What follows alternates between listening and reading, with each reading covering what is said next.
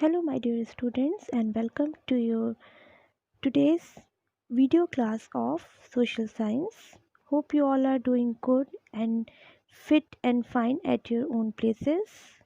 So, let's get started with this new chapter, which is on page number 90 in your social studies book. So, this chapter is all about human resources. So, we will going to discuss about the human resources. But before heading into the chapter, we first must understand or need to understand about our natural resources, which we have already discussed in our earlier classes. Like, what are resources? I will give you a quick review about it. Resources are what? Resources are the things that fulfills our needs. Okay, so natural resources are what? Natural resources are the resources that drawn or derived from the nature, which is known as natural resources. Men convert these gifts of nature into useful resources. Like if you can see here in this slide, there are in the right side you can find the types of natural resources: sun, forest, rock, mineral, animal, air, oil, and water, soil. These all comes under natural resources that we get from the nature as a gift. Okay, so in this slide you can easily find out the types of natural resources: water, forest, rocks, minerals, soils, animals. From this slide you can see here water. From water is a natural resource, so water we can produce electricity from water, that is also known as hydroelectricity, which we have already learnt about in our earlier chapter in water resources. So likewise, from oil we can get petrol and diesel. From forest we can get food and medicine, wood, pulp, sources for recreation, home of wildlife, rubber, and cotton. From rocks, it is also natural resources which is used as a source of construction activity. Through rocks, we can the material which we get from rocks, that is used for the construction of buildings, houses, and etc. Likewise, mineral. This is a very recent chapter.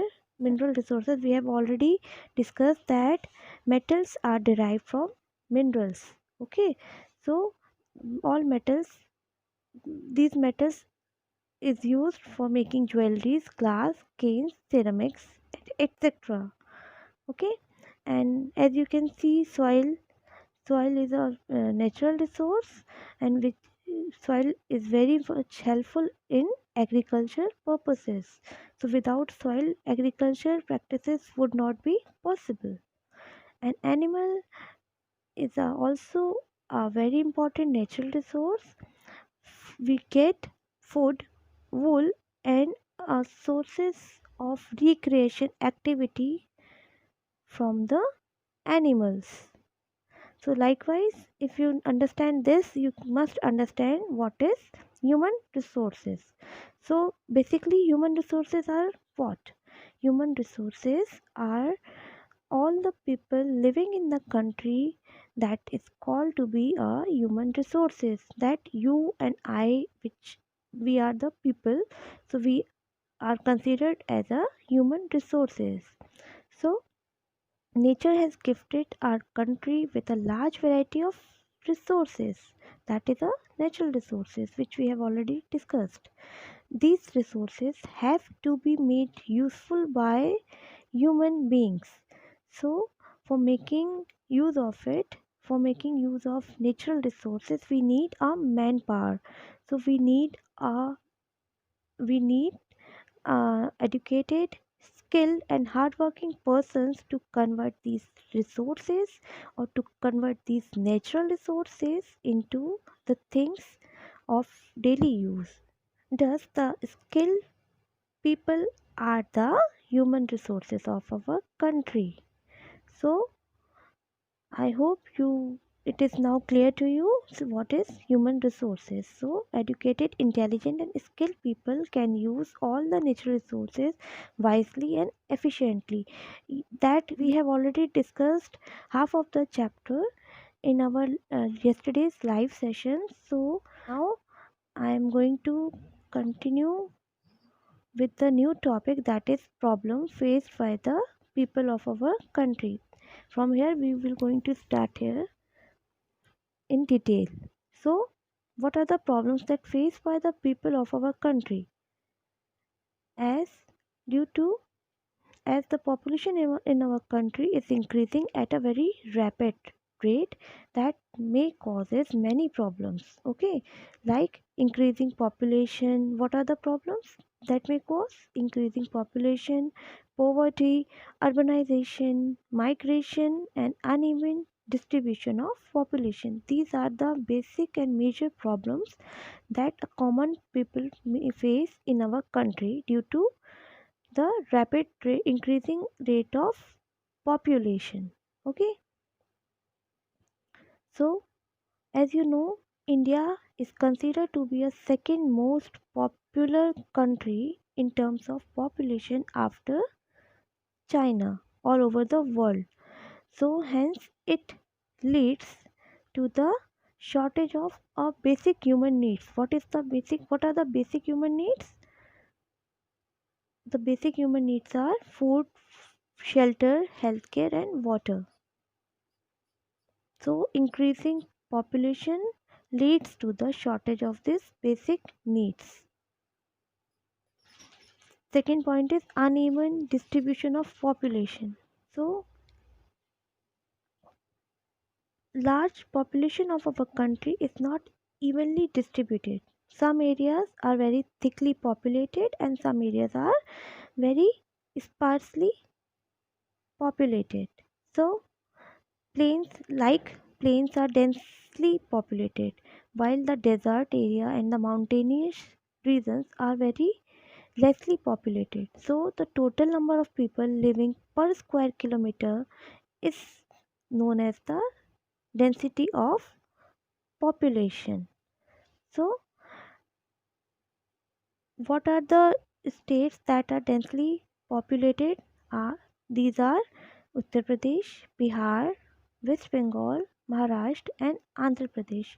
Where why they are densely populated? Because they get the all the facilities, basic facilities, very easily, like food, water, shelter, and other facilities, which is very essential for the human survival.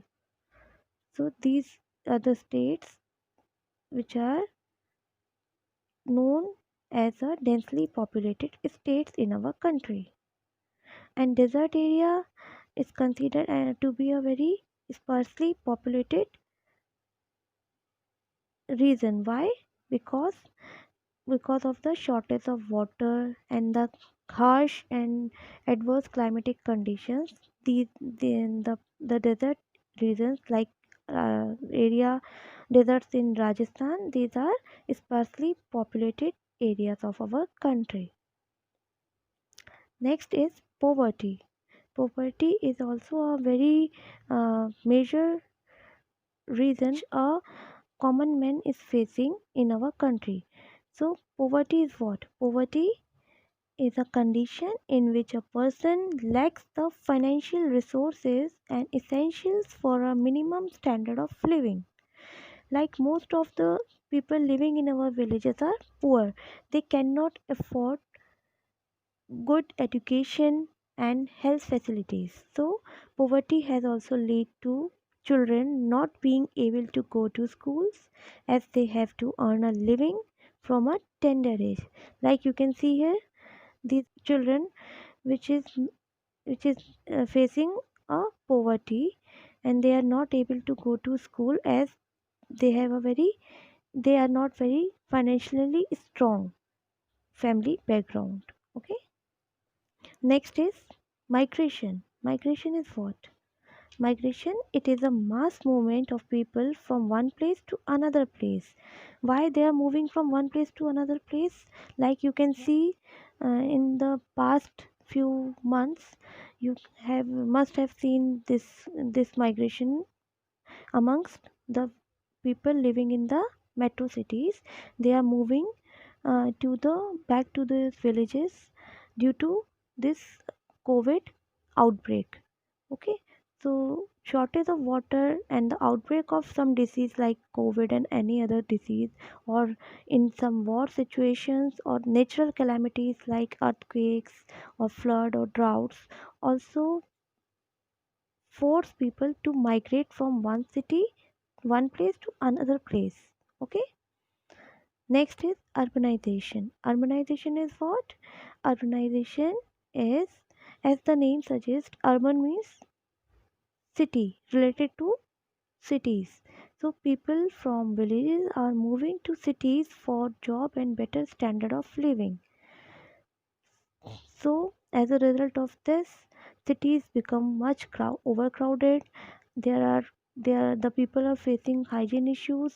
They are facing unemployment, and also there are is increasing in the slum areas. As you can see here in this picture, you can observe very clearly there is a very overcrowded metro cities, or you must have seen that there is a slum area which you can call in Hindi juggi. Okay, so and lack of hygiene issues are also there.